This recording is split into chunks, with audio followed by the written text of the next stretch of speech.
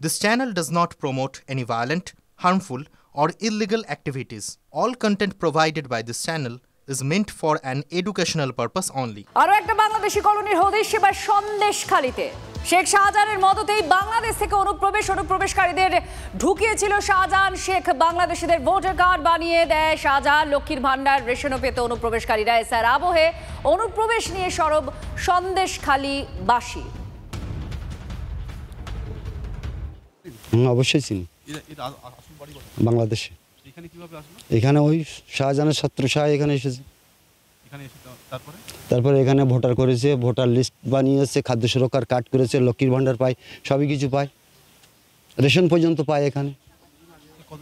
ওরকম 5-6 বছর এখানে 2-3 জন আছে, এরকম পরিবার 3-4 জন আছে। আমরা তো আতঙ্কেই আছি, বাংলাদেশের রোহিঙ্গারা এখানে এসে ঝামেলা করছে, আমরা তো আতঙ্কেই তো আছি। এই চারিদিকে যা বিস্ফোরণ হচ্ছে সবই তো একই রকম সিস্টেমে হচ্ছে। সরকার যেন সেই পদক্ষেপ নেয়, এদের যেন তাড়াতাড়ি দেশ থেকে বের করা হয়। এখানে ওপারের থেকে পাড়ি চলে এসেছে, মানে ওরা খাটাখাটনির জন্য এখানে এসে বসবাস করে। এখানে ওদের আধার কার্ড আছে, আই কার্ড আছে, সরকারি সুবিধা, লক্ষ্মীর ভান্ডার পায়, খাদ্য সুরক্ষা পায়। ওই 4-5 ঘর আছে এখানে। আমরা চাইছি ওরা দেশের মানুষ দেশে ফিরে গেলে ভালো হয়। 18 বছর আমি এখানে জমি জায়গা কিনেছি। বাবার নাম কি? নূর আলী গাজী। ইনি আসলে কি হয়? আসলে আমার কাকা হয়। কাকার বাবা? হ্যাঁ, কাকাকে আমি বাবা করেছি। আমি মিথ্যে কথা বলে কাউকে করবো না, কারণ আর ভাগ্যে যেটা আছে সেটা হবে। আমি এখানে মরতেই শিকার, আমার কোনো জায়গায় আচ্ছাড়া নেই। ভিন্ন আমি বাচ্চাগুলো নিয়ে এখানে আমি থাকতে চাই। আমি সরকারি খালি পাই লক্ষ্মী ভান্ডারটা আর রেশন। আমার আছে আধার কার্ড আছে, আই কার্ড আছে, তারপর প্যান কার্ড আছে, স্বাস্থ্যসাথী কার্ড আছে। আমি এখান থেকে 10-15 বছর আগে আছি। আমার আধার কার্ড হয়ে গেছে, প্যান কার্ড হয়ে গেছে, খাদ্য সুরক্ষার কার্ড হয়ে গেছে।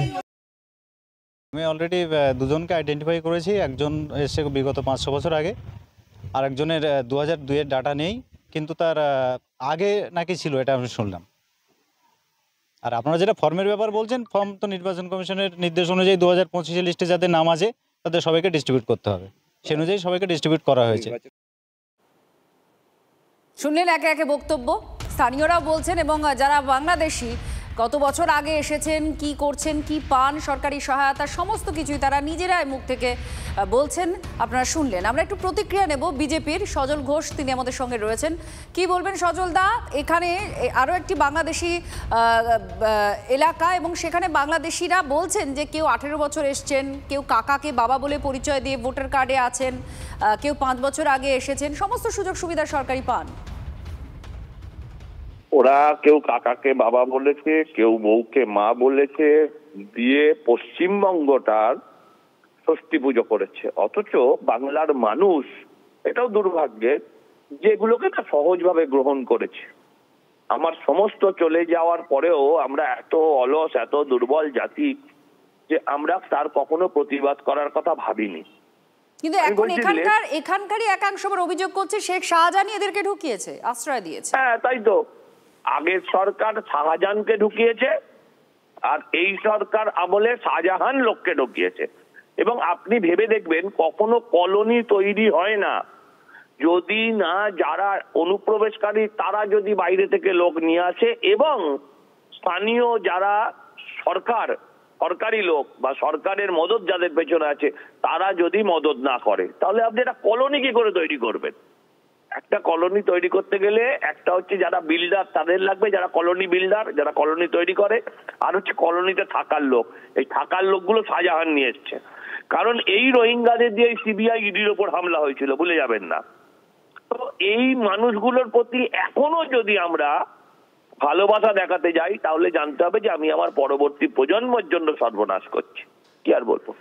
ধন্যবাদ সজলদা আপনার প্রতিক্রিয়ার জন্য। আপনারা শুনছিলেন এবং এখানকার যারা এই কলোনি, বাংলাদেশি কলোনিতে আছেন, তাদের মুখ থেকেই আমরা শুনছিলাম। তারা স্বীকার করছেন যে কয়েক বছর, কেউ 10 বছর, কেউ বা 18 বছর আগে এসেছেন। একজন বলছেন তার কাকাকে বাবা পরিচয় দিয়ে ভোটার কার্ড সহ বাকি আই কার্ড বা পরিচয়পত্র তিনি বানিয়েছেন। রাজ্য সরকারের সমস্ত সুযোগ সুবিধা, লক্ষ্মীর ভাণ্ডার থেকে শুরু করে রেশন এগুলো পান। এবং কেউ আবার অভিযোগ করছেন একাংশ স্থানীয়দের একাংশ যে শেখ শাহজাহানের মদতেই এখানে এই বাংলাদেশি কলোনি গড়ে উঠেছে। সরকারি প্রকল্পের সুযোগ সুবিধা ভোগ করছে এরা। একবার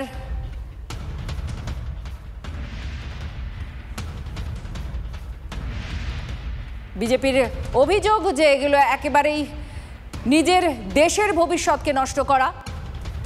আর শেখ শাহজাহানকে বাম আমলে নিয়ে আসা হয়েছিল, আর শাহজাহান এবার নিয়ে আসছে এদেরকে, এমনটাই অভিযোগ দাবি সজল ঘোষের।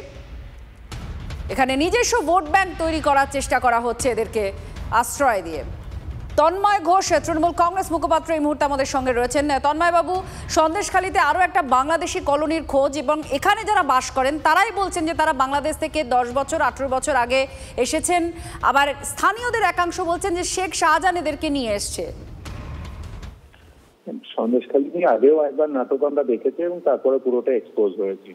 এনএসজি নেমেছিল, রোবট নেমেছিল, অনেক কিছু হচ্ছিল, তারপরে আমরা আসল সত্যি জানতে পেরেছি। এক্ষেত্রে যদি কেউ এসে থাকে 10 বছর 18 বছর, তো আজকের বিষয় না। 18 বছর মানে এই সরকারের আগের সরকারের সময় হচ্ছে, এবং করে পুরো দায় বিএসএফ এর। বারবার আমরা একই কথা বলেছি, সেই দায় তারা এড়াতে পারেননি।